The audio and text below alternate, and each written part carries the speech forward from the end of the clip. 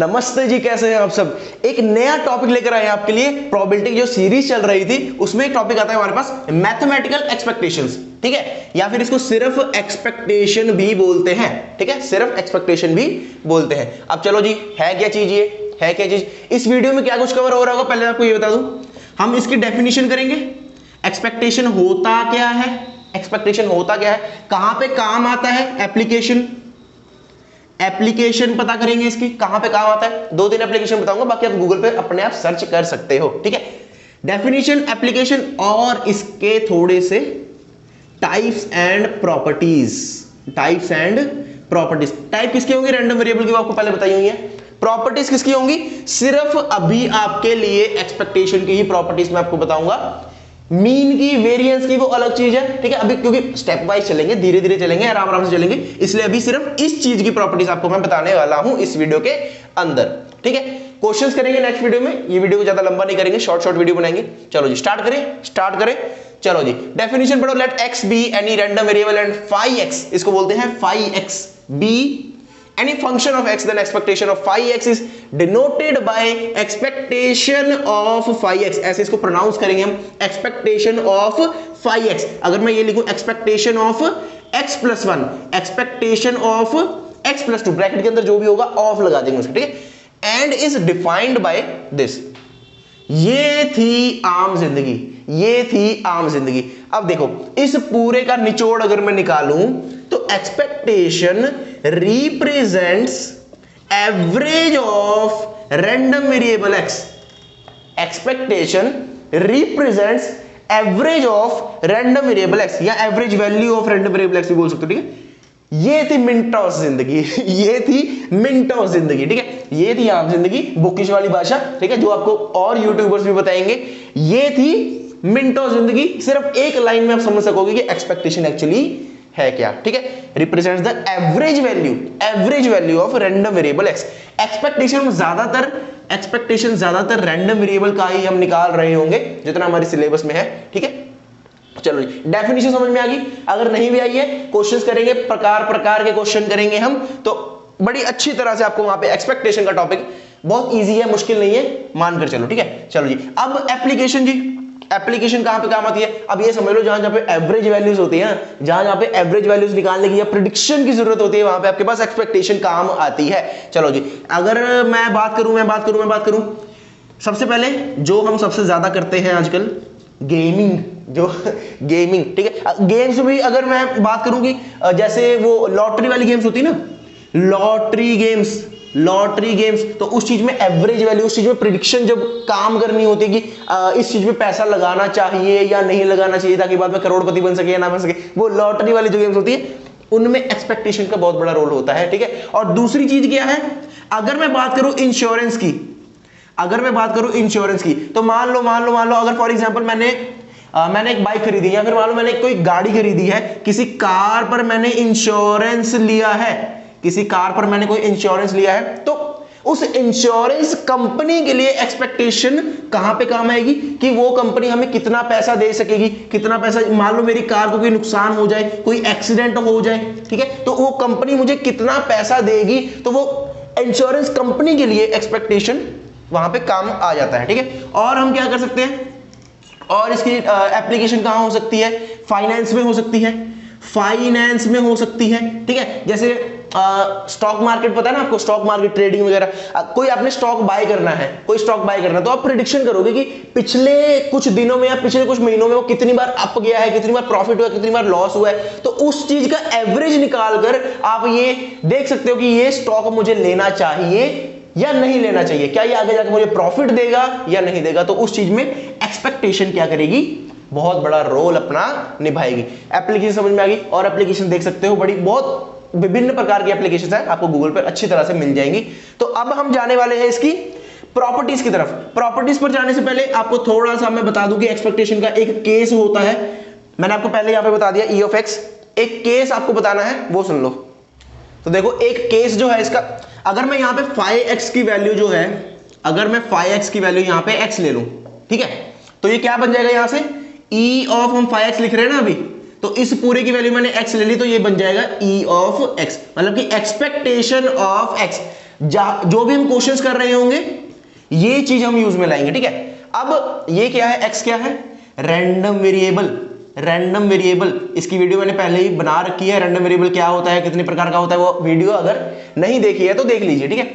अब random variable कितने types का होता है, दो टाइप्स का, एक डिस्क्रीट, पता है ना, एक कॉन्टिन्यूस, एक डिस्क्रीट और एक कॉन्टिन्यूस। अब डिस्क्रीट क्या होता है, कॉन्टिन्यूस क्या होता है, ये सब आपको नहीं बता रहा हूं, एग्जांपल के साथ मैंने अच्छे से बताया हुआ है।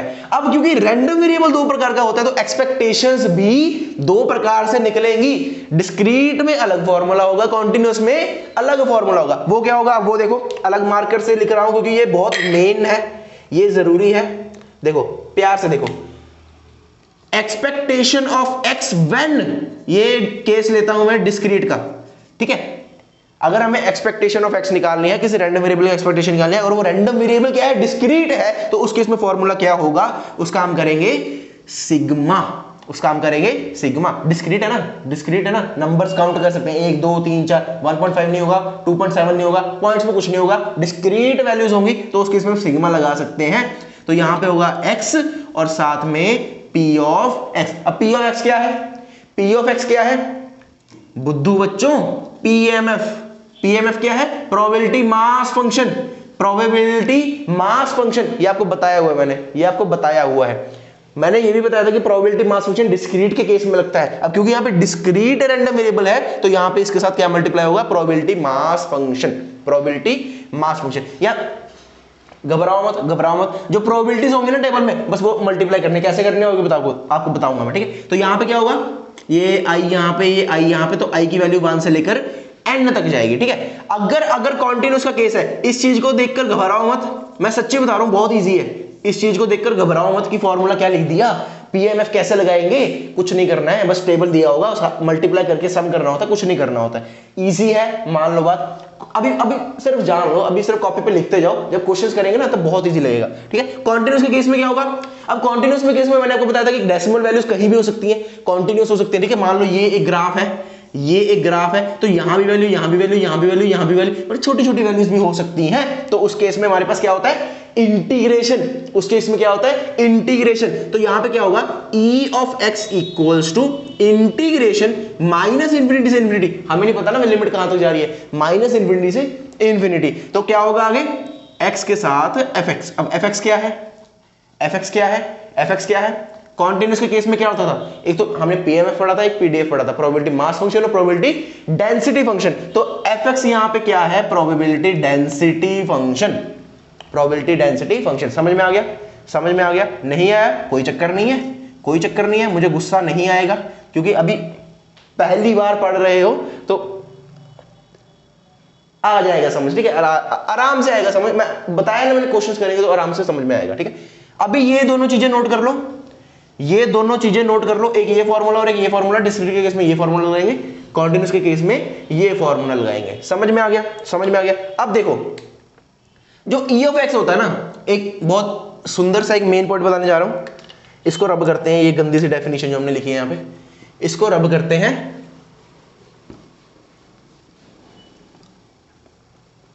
जो e ऑफ x मैंने आपको बताया ना, e ऑफ x, इसको हम मीन भी बोलते हैं। स्टार बना लो, हाईलाइट कर लो, अलग पेन से स्टार बना लो, इसको हम मीन भी बोलते हैं, बहुत इंपॉर्टेंट पॉइंट है, इसको हम मीन भी बोलते हैं। एक और साइड में छोटा सा नोट कर लो, e of x equals to x bar, e of x bar is also equals to x bar, ये साइड में नोट कर लो। ये अभी जब वेरिएंस निकालेंगे तब काम आएगा। चलो अभी वेरिएंस निकाल ले, मीन निकाल दिया, अब वेरिएंस कैसे निकालेंगे, वेरिएंस कैसे निकालेंगे, देखो वेरिएंस क्या होता था, स्टैंडर्ड डेविएशन का स्क्वायर। वेरिएंस क्या होता था, स्टैंडर्ड डेविएशन का स्क्वायर। अगर मेरे पास ये मीन है तो स्टैंडर्ड डेविएशन क्या होता था, मीन से वो माइनस हो जाता था, ऐसा कुछ है ना। तो वो क्या, अगर स्टैंडर्ड डेविएशन में लिखना चाहूं तो ऐसे लिख सकता हूं, अगर स्टैंडर्ड डेविएशन लिखना चाहूं तो ऐसे लिख सकता हूं। अब स्टैंडर्ड डेविएशन का स्क्वायर वेरिएंस होगा ना, तो स्टैंडर्ड डेविएशन का स्क्वायर क्या हो जाएगा, ये देखो ऐसे।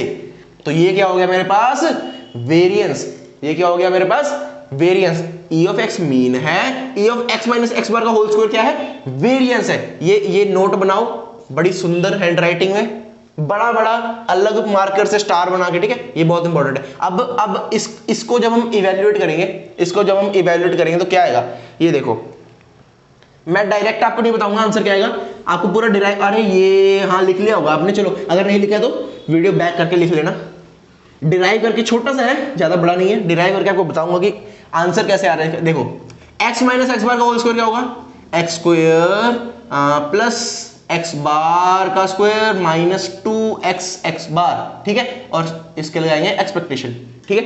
अब एक्सपेक्टेशन अंदर जाएगी, ये प्रॉपर्टीज में है, अभी समझ लो बस ऐसे। देखो कांस्टेंट के साथ कभी एक्सपेक्टेशन नहीं लगती है, वेरिएबल के साथ हमेशा एक्सपेक्टेशन लगती है, ठीक है। इसके साथ ई लगाया, फिर इसके साथ ई लगाएंगे एक्स बार का स्क्वायर, ठीक है, माइनस 2 के साथ नहीं लगेगी, ई ऑफ एक्स होगा और ई ऑफ एक्स बार होगा। इतनी बात क्लियर है, इतनी बात क्लियर है, ठीक है। यहां से ये देखो ई एक्स स्क्वायर प्लस अब ई एक्स बार का स्क्वायर क्या होगा, देखो ई एक्स बार का स्क्वायर, अगर इसका मैं स्क्वायर कर दूं तो ये क्या हो जाएगा, एक्स बार का स्क्वायर ही होगा, एक्स बार का स्क्वायर ही होगा, माइनस 2 ई एक्स क्या है, एक्स बार है, और ई एक्स बार क्या है, एक्स बार है। इसमें कोई दिक्कत, इसमें कोई दिक्कत, तो ये हो गया ई एक्स स्क्वायर प्लस ये हो गया एक्स बार का स्क्वायर माइनस 2x बार का स्क्वायर, तो ये कितना हो जाएगा, ई एक्स स्क्वायर प्लस नहीं प्लस नहीं, यहां पे माइनस एक्स बार का स्क्वायर। इतनी बात क्लियर है। अब एक्स बार का स्क्वायर, ये देखो अगर मैं ई एक्स बार लिखूं या ई एक्स लिखूं, एक ही बात है ना, अगर ई एक्स बार लिखूं इसकी भी वैल्यू एक्स बार ही है, अगर ई एक्स लिखूं इसकी भी वैल्यू एक्स बार ही है, मतलब कि E X equals to E X bar, ऐसे मैं लिख सकता हूं ना, समझ, बच्चों वाली चीज है यार, लल्लू चीज है। तो मैं यहां पे क्या लिख सकता हूं, ई एक्स स्क्वायर माइनस ई एक्स का होल स्क्वायर। इतनी बात क्लियर है। तो ये है हमारे पास इसका आंसर। कोई भी आपसे वेरिएंस पूछे तो आपने ये नहीं बताना है, आपने ये बताना है, ई एक्स स्क्वायर माइनस ई एक्स का होल स्क्वायर। इतनी बात क्लियर है, इतनी बात क्लियर है। ताली बजा दो एक बार अपने लिए, ठीक है। तो इसको अलग से हाईलाइट कर लेते हैं, ये लो जी, ये है जरूरी चीज, ठीक है। अगर सीधा याद ये नहीं रहता है तो ये याद रहेगा, इससे आप डिराइव कर सकते हो, बस ये दो मेन पॉइंट्स हैं, ठीक है, डन है। अब चलते हैं प्रॉपर्टीज की ओर। प्रॉपर्टीज थोड़ी सी देखते हैं, इजी इजी सी, चलो जी। देखो जब इसकी प्रॉपर्टीज देखो, प्रॉपर्टीज कुछ मुश्किल नहीं है, बहुत इजी इजी है, ठीक है। मैं लाया ही इजी इजी वाली ऐसे भी कह सकते हैं। फर्स्ट प्रॉपर्टी क्या कहती है, E of X plus Y, E of X plus Y क्या हो जाएगा, एक बार ई एक्स के साथ, एक बार ई वाई के साथ, और बीच में साइन किसका है, प्लस का, तो E of X plus E of Y. कौन सी है ये, एडिशन थ्योरम या एडिटिव प्रॉपर्टी भी बोल सकते हो, ठीक है। दूसरी क्या है, अगर ये मल्टीप्लाई में हो, कुछ नहीं करना है, सिंपल ऐसे ही करना है, ई ऑफ एक्स और बीच में क्या है मल्टीप्लाई, तो डॉट लगाओ ई ऑफ वाई, ये क्या हो जाएगा, मल्टीप्लीकेशन थ्योरम या मल्टीप्लीकेटिव प्रॉपर्टी, ठीक है, डन है। तीसरी क्या होगी, कुछ मुश्किल है क्या, कुछ मुश्किल है, बहुत ज्यादा मुश्किल है, ये तो याद करना बहुत मुश्किल हो जाएगा, ठीक है। तीसरी है जी, इफ वन कांस्टेंट अपीयर्स, यहां पे लिख सकते हो विद वन कांस्टेंट, तो उसका क्या होगा, आपको दिया होगा ई ऑफ ए एक्स, तो ये क्या हो जाएगा, देखो मैंने आपको क्या बोला था, ए क्या है यहाँ पे, ए क्या है, कांस्टेंट है, ए की कांस्टेंट दिख रहा है, मैंने क्या बोला था, कांस्टेंट के साथ कभी ई नहीं लगता, तो ये क्या हो जाएगा, ए बाहर हो जाएगा, ये देखो ए बाहर हो जाएगा, और ई किसके साथ, एक्स के साथ, ई किसके साथ, एक्स के साथ। समझ में आ गया। अब यहां तो एक कांस्टेंट है, अगर मैं दो कांस्टेंट ले आऊं, अगर मैं इसको लिख दूं ए एक्स प्लस बी, अगर मैं ऐसा कुछ लिख दूं तो क्या हो जाएगा, कुछ नहीं करना, घबराना नहीं है, एक एक के साथ लेके जाओ, कांस्टेंट बाहर हो जाएगा। अगर मैं इसके साथ लेके जाऊं, पहले इसके साथ लेके जाऊं, तो ये तो ऐसे बन जाएगा ना, तो ए बाहर और ई के साथ एक्स प्लस बी के साथ ई आएगा, नहीं बी भी तो कांस्टेंट ही है, तो बी भी ऐसी, डन है, समझ में आया। अगर मैं यहां पे, अगर मैं इस चीज को पकड़ूं और ये ऐसे लिख दूं, ए ऑफ एक्स, नहीं इसको एक्स प्लस ए ऐसे लिख दूं, मैं ऐसे लिख दूं, तो क्या हो जाएगा, ये क्या हो जाएगा, ई ऑफ एक्स प्लस ए, कुछ नहीं करना, बहुत इजी है।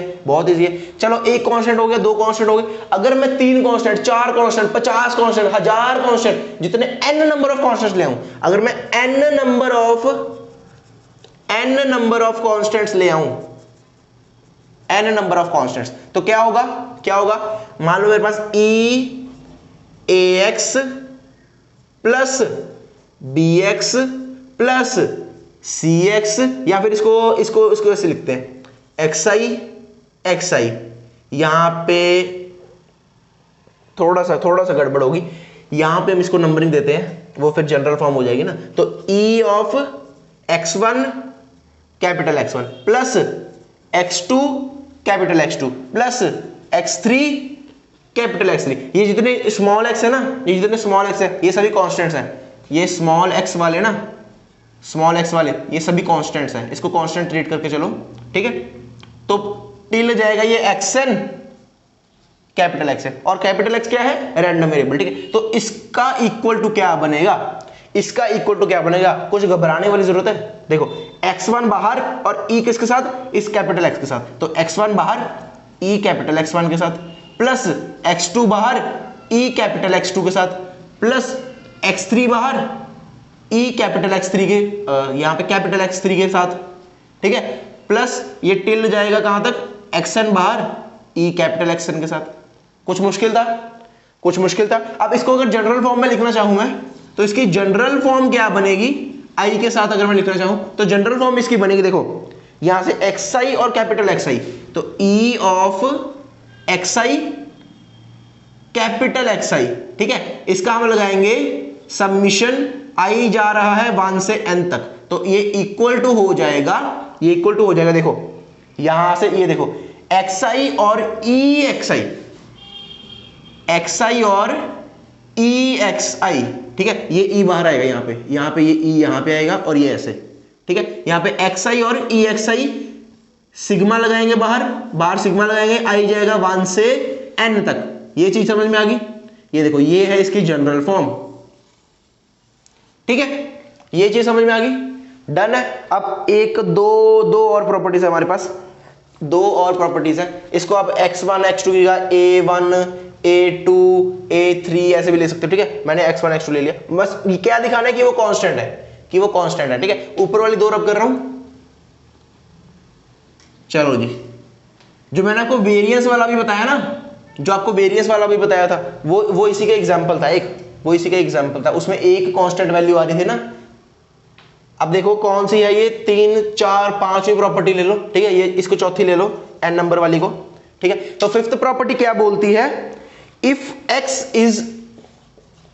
x is greater than equal to 0, अगर हमारा रैंडम वेरिएबल जो है वो 0 या 0 से बड़ा है, तो उसकी एक्सपेक्टेशन भी 0 या 0 से बड़ी होगी, कोई दिक्कत वाली बात नहीं है। अगर रैंडम वेरिएबल y है वो लेस देन इक्वल टू 0 है, तो उसकी एक्सपेक्टेशन भी लेस देन इक्वल टू 0 होगी, ठीक है, डन है। अगली प्रॉपर्टी, लास्ट प्रॉपर्टी क्या बोल रही है, देखो if x and y are two random variables, then if x and y are two random variable and if वो कह रहा है y is greater than equal to x, अगर y जो है वो x से या तो इक्वल है या ग्रेटर है, तो उसका जो एक्सपेक्टेशन होगा वो भी greater than equal to expectation of x होगा, कोई घबराने वाली जरूरत नहीं। अरे बहुत लल्लू चीज है यार, बहुत इजी चीज है, ठीक है। तो यहां पे हम सिर्फ इतनी प्रॉपर्टीज करेंगे जो अभी आपके काम आएंगी, ठीक है, डन है, बस इतनी प्रॉपर्टीज है, बाकी जो भी काम में आएंगे ना वो साथ साथ आपको बताऊंगा, अभी ज्यादा घबराना नहीं है, ठीक है। तो इतना ही करेंगे, तो नेक्स्ट वीडियो में इसके लाऊंगा मैं एग्जाम्पल्स, इसके क्वेश्चंस, ठीक है। तो टेलीग्राम का लिंक नीचे ज्वाइन कर लो, वहां पे तरह तरह के क्वेश्चन आते हैं प्रैक्टिस करने के लिए। तो सब्सक्राइब मार दो चैनल को, लाइक कर दो, शेयर कर दो अपने दोस्तों के साथ। तो मिलते हैं नेक्स्ट वीडियो में, तब तक के लिए धन्यवाद, गुड बाय, पढ़ते रहें।